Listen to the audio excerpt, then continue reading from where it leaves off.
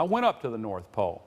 I went under that ice cap in a nuclear submarine that surfaced through the ice like this. Since they started patrolling in 1957, they have gone under the ice and measured with their radar looking upwards to measure how thick it is, because they can only surface in areas where it's 3.5 feet thick or less. So they have kept a meticulous record, and they wouldn't release it because it was national security.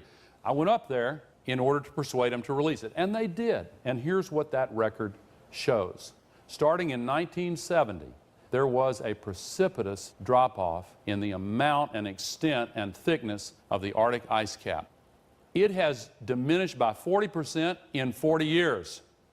And there are now 2 major studies showing that within the next 50 to 70 years, in summertime, it will be completely gone.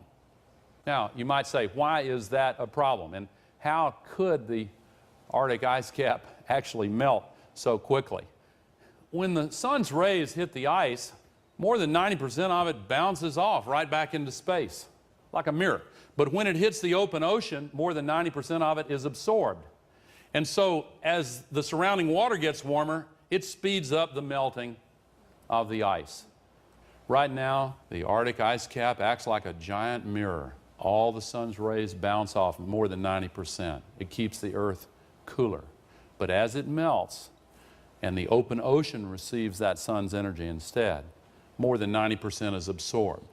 So there is a faster buildup of heat here at the North Pole, in the Arctic Ocean, and the Arctic generally, than anywhere else on the planet. That's not good for creatures like polar bears who depend on the ice.